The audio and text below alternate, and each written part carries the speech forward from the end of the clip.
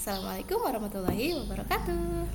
Di sini saya akan membacakan cerita tentang Aku Tahu Tsunami. Ada yang sudah tahu belum tsunami itu apa ya? Jika ingin tahu, mari belajar bersamaku, mencari tahu bersama-sama. Coba ya. Jadi ceritanya, di tepi pantai tampak anak-anak sedang bermain sepak bola. Mereka bermain dengan gembira. Prit, prit, prit. Tiba-tiba terdengar suara peluit. Siapa ya? Pak Dedi ternyata memberi tanda latihan bola telah selesai. Pak Dedi adalah pelatih sepak bola mereka. Selanjutnya, anak-anak selesai bermain bola. Mereka duduk di bawah pohon kelapa, bercakap-cakap sambil beristirahat. Kemarin ayahku cerita di Jepang ada tsunami, kata Diki. Tsunami? Ucap Edo bingung. Tsunami itu apa ya, kata Edo. Pak Dedi, tsunami itu apa? Tanya Edo pada sang pelatih. Tsunami itu ombak yang sangat besar, jawabnya sambil merentangkan kedua tangan. Wow, ombak yang sangat besar. Lalu dijelaskan lagi. Tapi sebelum menjelaskan, ada yang nanya dulu nih. Lebih besar dari ombak biasanya, Pak, kata Niko. Iya, ombak besar itu karena ada gangguan dari dasar laut. Contohnya gempa bumi. Pak Dedi menjelaskan. Terus bagaimana terjadinya tsunami, Pak? Tanya. Tsunami itu terjadi karena ada gempa di bawah laut. Terus gempa itu terjadi karena permukaan bumi bergerak. Permukaan bumi bergerak, jadinya gempa. Lautnya, ombaknya itu tinggi sekali, seperti itu. Nih, kita bisa lihat gambarnya. Tuh, ini ada kerak bumi. Terus di sini pergerakannya sret gitu. Jadi ombaknya naik ke sini. Syung, syung, syung. Nih karena di sini ada pergerakan, ini naik ke atas, lalu airnya jadi tinggi. Seperti itu. Bencana tsunami itu membuat manusia, hewan, tumbuhan, sama hewan-hewan, rumah, gedung-gedung itu juga bisa terbawa ombak karena ombaknya yang sangat tinggi. Pohon-pohon kelapa yang tinggi sekali itu juga bisa terbawa tsunami. Pak, dari mana kita tahu akan ada tsunami? Terus Tony kan nanya gitu kan. Biasanya tsunami diawali gempa. Jadi ada gempa dulu, gempa. Nah, terus kalian bisa lihat tingkah laku binatang, kata Pak Dedi. Binatang? Kenapa bisa binatang? Sama nih, Edo juga bingung. Loh, kenapa kita harus lihat binatang, Pak? Tanya Edo. Karena biasanya binatang tahu jika ada bahaya, jelasnya. Begitu juga jika sirine berbunyi, itu tandanya ada bahaya. Tambah Pak Dedi. Pak Dedi tuh hebat ya. Lalu, apa yang harus kita lakukan, Pak? Tanya Niko. Saat ada tsunami, kita harus segera lari ke bukit. Pokoknya dataran yang lebih tinggi, kata Pak Dedi menjelaskan. Kalau enggak sempat, Pak, tanya Tony. Cobalah naik ke gedung-gedung tinggi yang jaraknya lebih dekat, jawab Pak Dedi lagi. Kenapa harus ke tempat tinggi, Pak? Kata Redi bingung lagi. Supaya kita tidak terbawa ombak, jelas Pak Dedi. Wah, ombaknya tinggi ya, Pak? Aduh, Niko, tadi kan Pak Dedi sudah bilang ya. Sangat tinggi, melebihi kalian, jawabnya sambil Pak Dedi itu menjelaskan dengan sangat jelas kepada si Niko. Nih, ketika tsunami terjadi, setiap orang di daerah bencana akan panik. Mereka berusaha menyelamatkan dirinya sendiri. Dan juga lihat di sini. Tuh, rumah-rumah, nih rumah-rumah. Airnya tuh tinggi sekali, bisa ke tepi pantai sampai jauh sekali. Nah, tempat yang tinggi dan kokoh dapat melindungi diri kita dari gelombang tsunami. Misalnya tadi sudah dibilang kita ke bukit atau naik ke gedung yang tinggi yang terdekat di situ. Setidaknya kita tidak langsung terbawa ombak. Apakah rumah dan sekolah juga dapat hancur oleh tsunami, Pak? Tanya Ipan ingin tahu. Iya, rumah dan sekolah akan rusak oleh tsunami, kata Pak Dedi.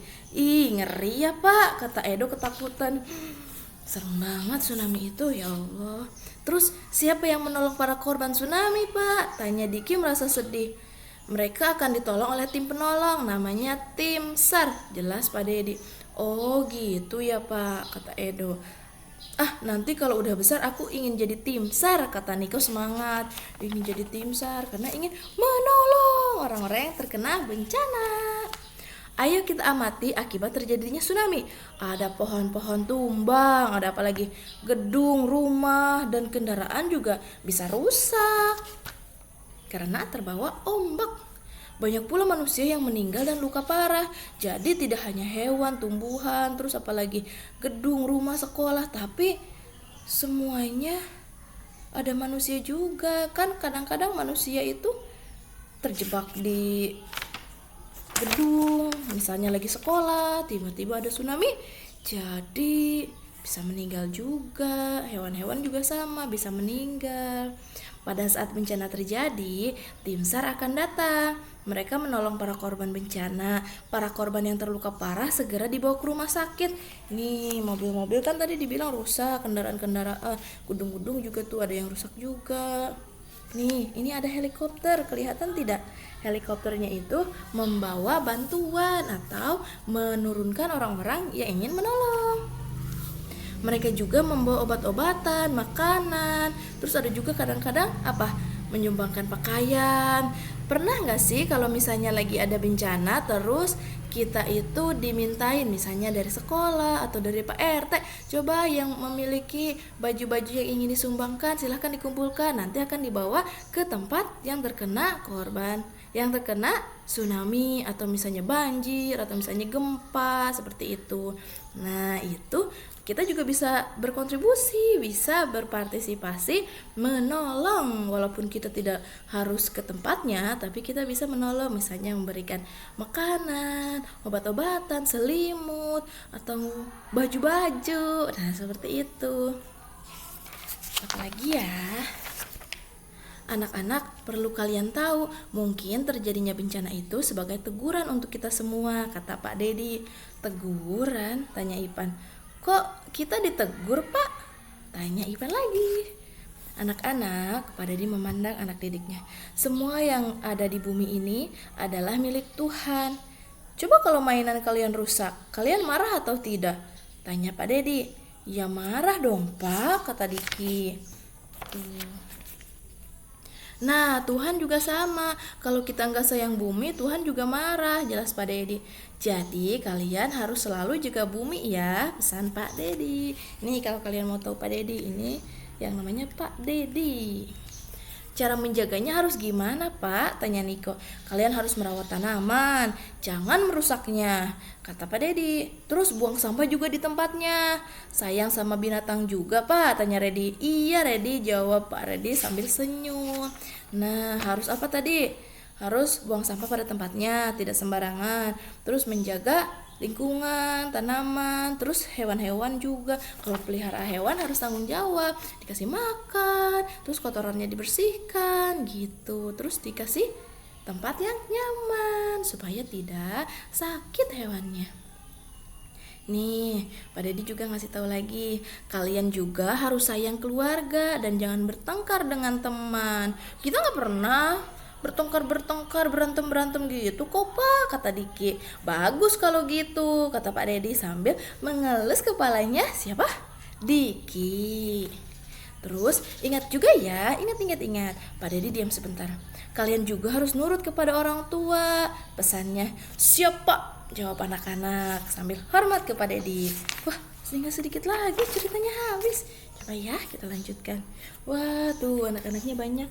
Ada Redi, ada Ipan, ada siapa lagi? Ada Diki, ya banyak anak-anaknya. Ya sudah, hari mulai gelap, kalian harus lekas pulang, kata Pak Dedi. Kita latihan lagi kapan, Pak? Tanya Tony. Hari Sabtu kita latihan lagi, Pak Dedi mengingatkan. Baik, Pak, seru Tony. Kami pulang dulu, Pak. Sampai jumpa lagi, Pak Dedi. Gitu teriak anak-anak sambil melambaikan tangan. Hati-hati di jalan ya, kata Pak Dedi. Tuh ceritanya udah mau habis. Anak-anak pulang ke rumah masing-masing dengan hati gembira. Badan mereka segar karena mereka telah bermain sepak bola. Mereka juga dapat ilmu baru tentang tsunami.